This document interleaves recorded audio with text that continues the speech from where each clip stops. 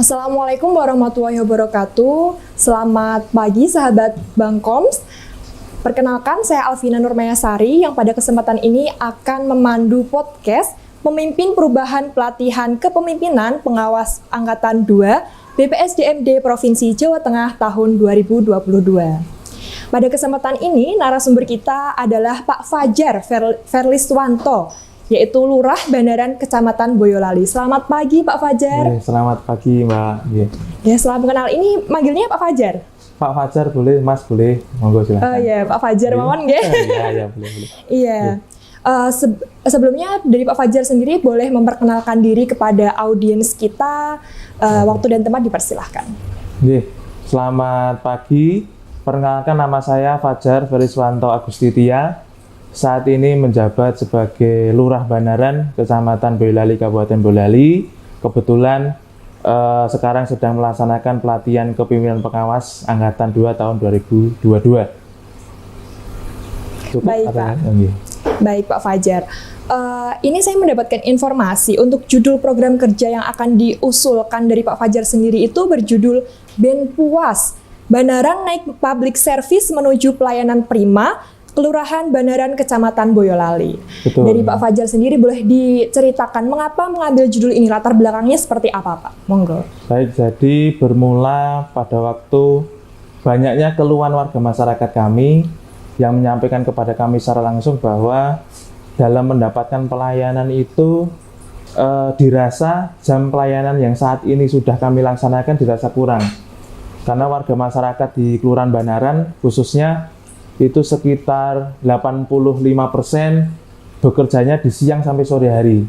Sehingga pada waktu warga itu menginginkan pelayanan di kelurahan, beliau yang bekerja dari hari Senin sampai Sabtu dan mempunyai waktu libur hanya hari Minggu, akhirnya kesusahan. Kapan waktu kami untuk mendapatkan pelayanan di Kelurahan Bandaran?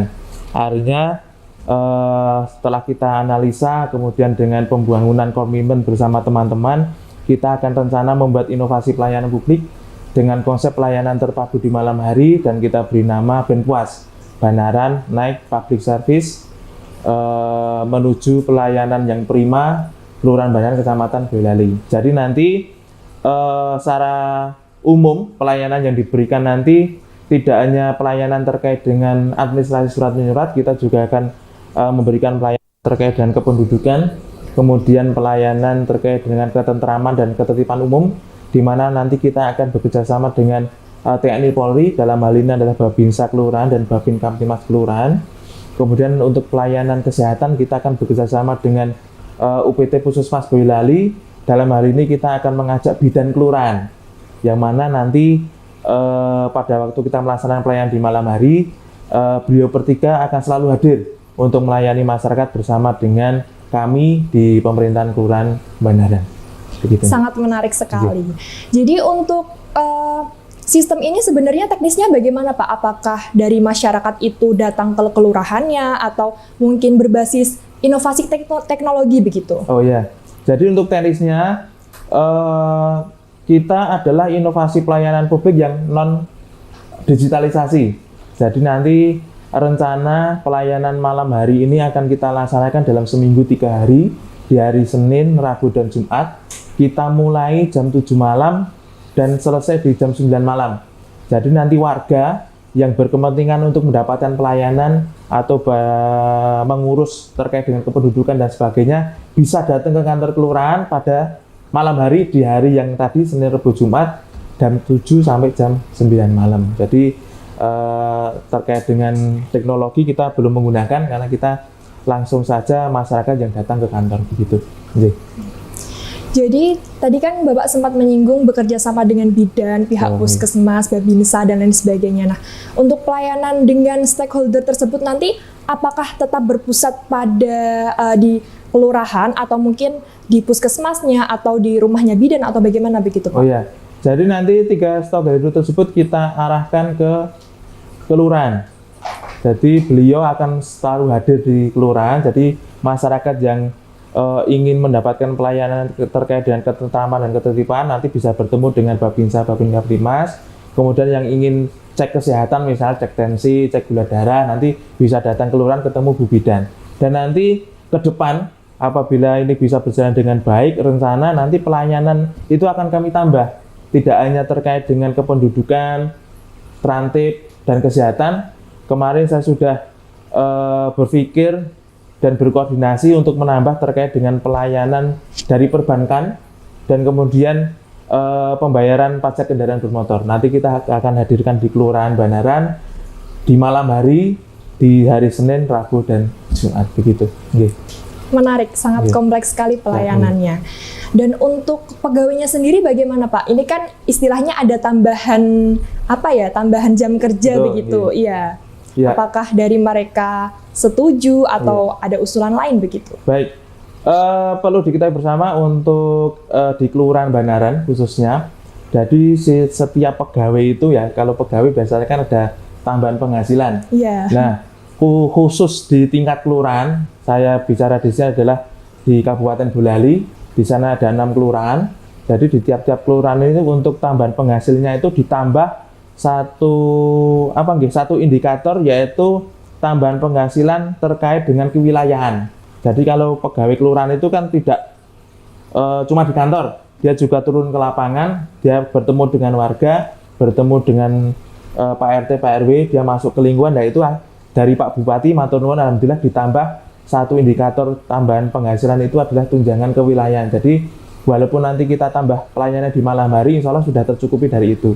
Jadi kemarin sebelum saya menggagas ini sudah membangun komitmen bersama teman-teman di Kelurahan Banaran dan juga alhamdulillah didukung oleh beliau Bapak Camat Boyolali selaku pimpinan OPD dalam pelaksanaan pelayanan di malam hari itu bisa dilanjutkan atau diteruskan gitu. Berarti untuk sistem pelayanannya ini baru pertama kali diterapkan di Kelurahan Banaran begitu Pak, dari kecamatan keseluruhan desa-desa di Kecamatan Boyolali? Betul, khususnya untuk Kecamatan Boyolali ini adalah kelurahan yang pertama. Tidak hanya Kecamatan Boyolali sebetulnya, sekabupaten insya Allah nanti menjadi yang pertama dan insya Allah bisa menjadi pioner.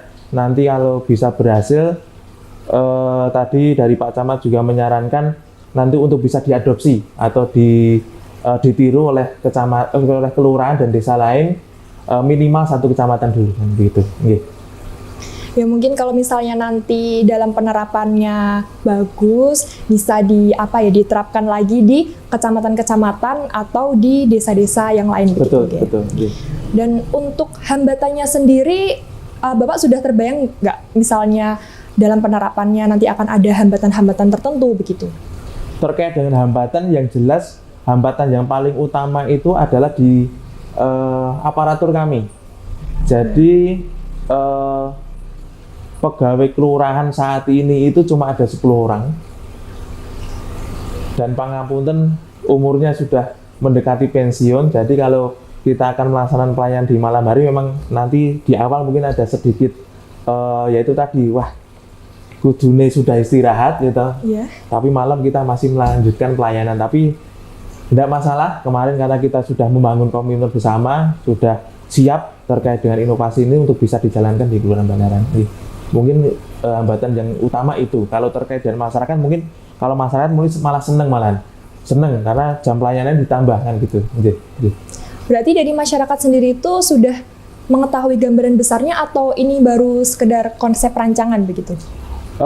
Konsep ini sudah kami florkan ke masyarakat dan kami sudah mewawancara beberapa masyarakat. Kemarin terakhir sudah ada 9-10 orang, termasuk di dalamnya di situ ada tokoh masyarakat dan ketua RT. Dan alhamdulillah dari masyarakat responnya sangat positif, tanggapannya sangat positif, dan berharap betul-betul konsep ini bisa dijalankan di Kelurahan Banaran nantinya begitu.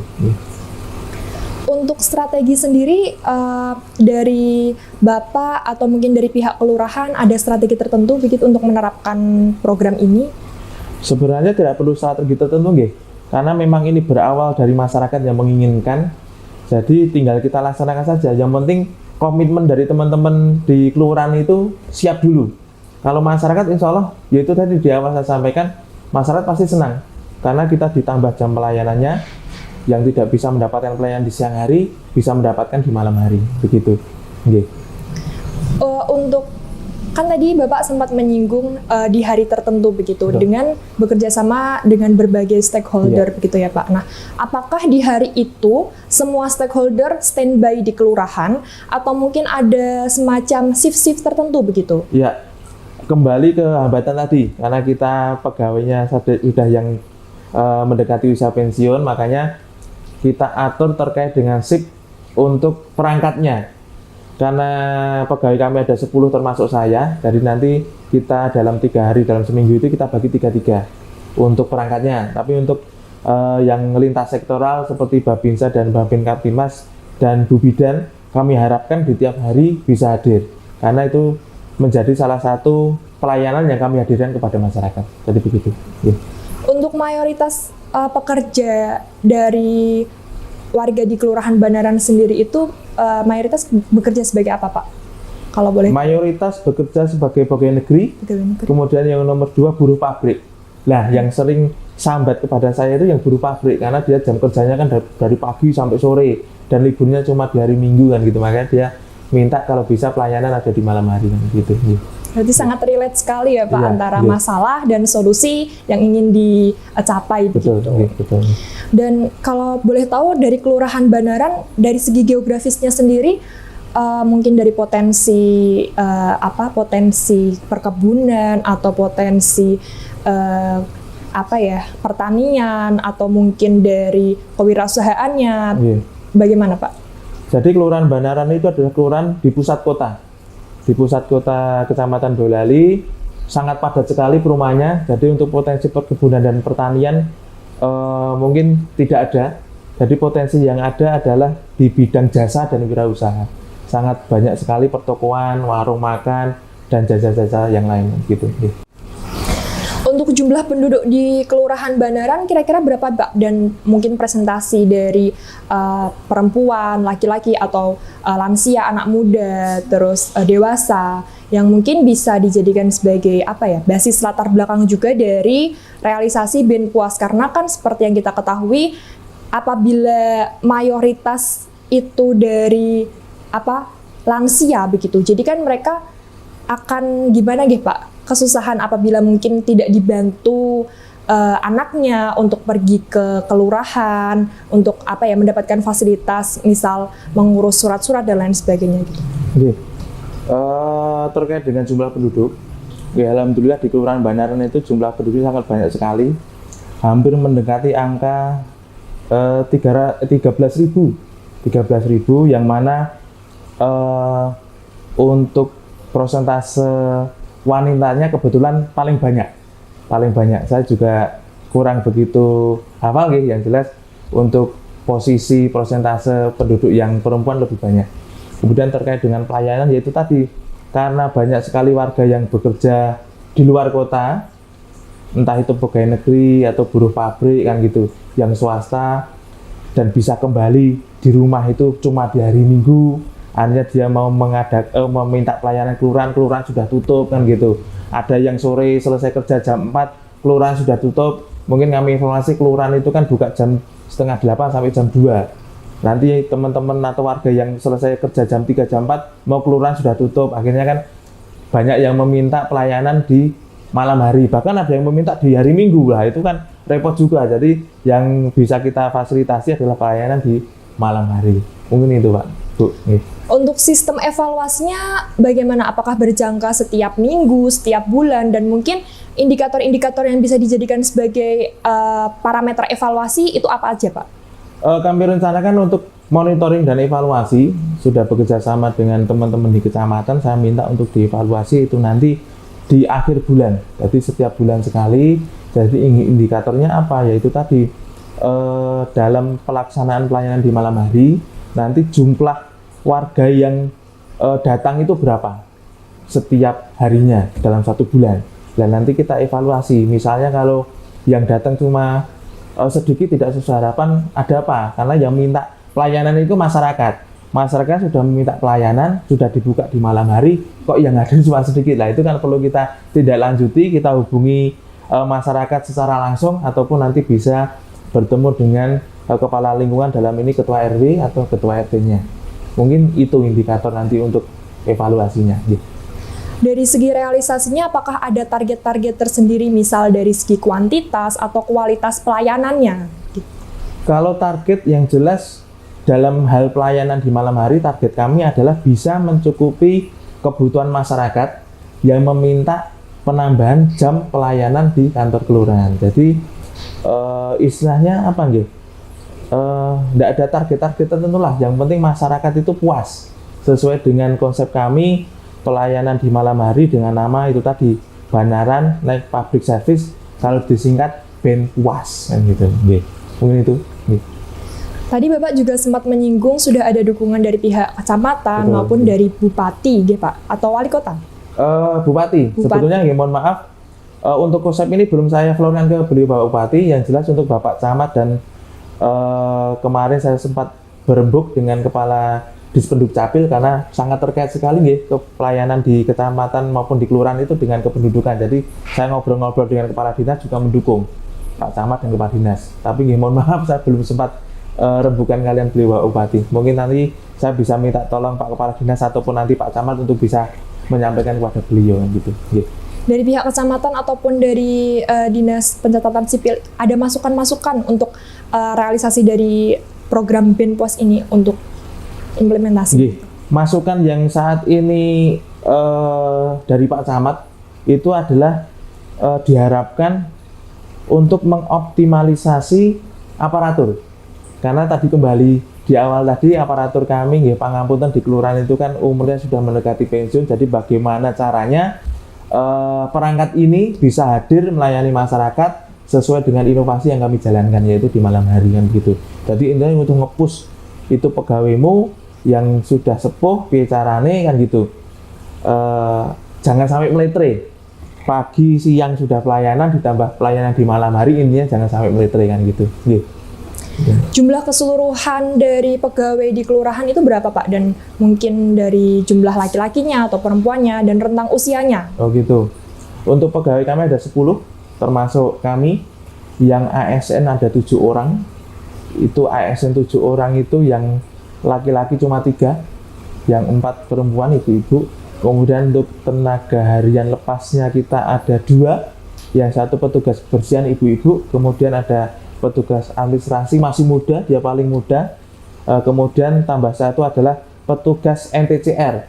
Menikah adalah pencatat nikah, talak, cerai, rujuk.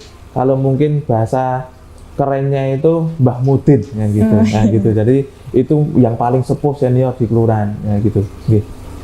Untuk program BENPOS ini dibawahi atau dikelola oleh bidang tertentu tidak Pak dari kelurahan sendiri? Oh enggak, jadi nanti untuk pelayanan kita ini nanti akan kita istilahnya laksanakan bersama-sama. Jadi tidak ada kasih yang membidangi secara khusus kita laksanakan bersama-sama karena pelayanan itu kita hadirkan kepada masyarakat secara utuh. Jadi nanti kalau ada warga masyarakat yang meminta pelayanan di Kelurahan Banaran, itu tidak terpaku, oh ini urusanku, ini urusanmu, enggak. Itu menjadi urusan satu utuh Kelurahan Banaran Kecamatan Boyolali, begitu.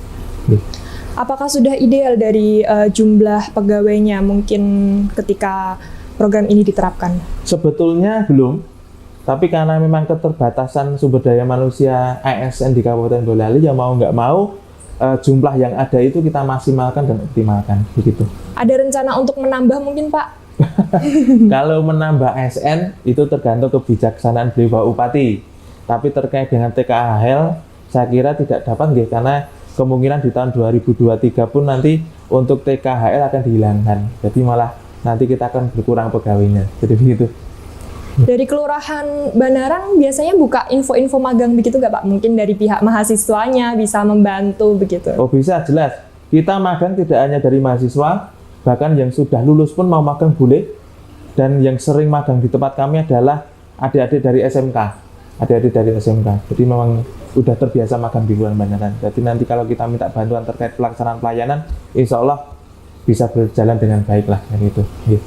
Sangat menarik dan juga sangat kompleks sekali pembahasan pada pagi hari ini. Dari Bapak sendiri mungkin ada tidak semacam sosial media, entah itu Instagram, Facebook, atau Twitter, yang mungkin dari nanti audiens bisa melihat perkembangan dari program BENPOS ini?